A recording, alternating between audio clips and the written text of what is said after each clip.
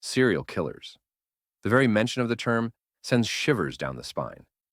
These individuals, responsible for some of the most gruesome and calculated crimes, have long fascinated and terrified society.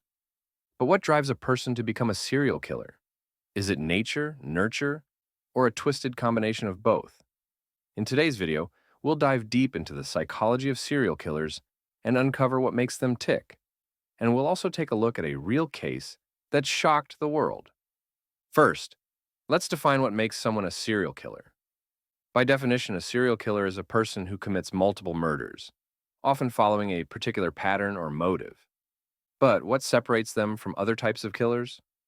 Forensic psychologists have studied serial killers for decades and have identified several common traits: lack of empathy, narcissism, need for control, tendency to manipulate and deceive. Many serial killers also display psychopathic or sociopathic tendencies, meaning they lack remorse and view their victims as objects rather than human beings. One of the biggest debates in psychology is whether serial killers are born or made. The nature versus nurture question. Some researchers point to abnormalities in the brain, particularly in the prefrontal cortex, which is responsible for decision-making and impulse control.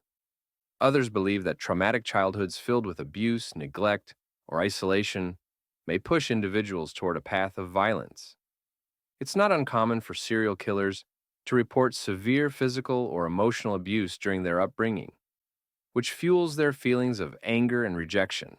However, not everyone who experiences trauma becomes a killer, so there's always an element of personality and choice involved. Serial killers often go through distinct phases before committing their crimes. These phases can vary, but they typically follow this pattern. The fantasy phase. This is where the killer imagines their crimes, building a detailed fantasy world where they hold ultimate control. The stalking phase. Here, they select and follow their victim, meticulously planning every detail of the crime. The act phase. This is when the fantasy becomes reality, and the killer carries out their murder. The cooling off period.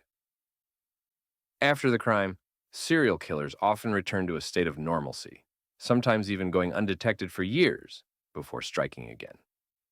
To understand the mind of a serial killer, let's take a look at one of the most notorious cases in history: Ted Bundy. Bundy was a charming and seemingly intelligent man with a degree in psychology.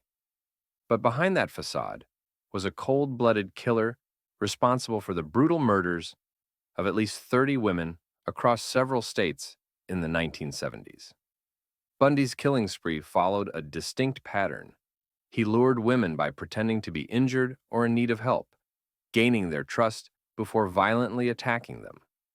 What made Bundy particularly terrifying was his ability to blend into society, even working in politics and maintaining relationships with women who had no idea of his dark side.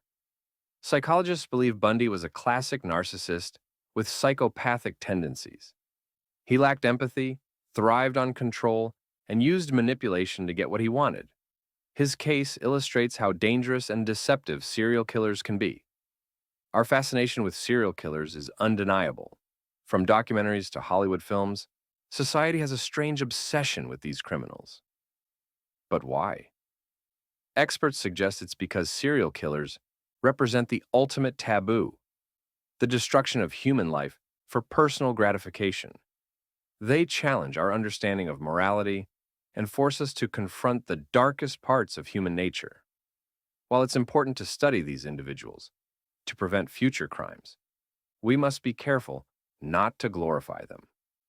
Serial killers will always remain a mystery to some extent, but by understanding their psychology, we can better protect ourselves and potentially stop these individuals before they strike again. Remember, not everyone with violent tendencies becomes a serial killer, but the warning signs should never be ignored. If you're fascinated by this dark world of psychology, make sure to subscribe for more videos where we explore the complexities of the human mind. Thanks for watching, and stay curious about the human mind. It's more complicated than you think.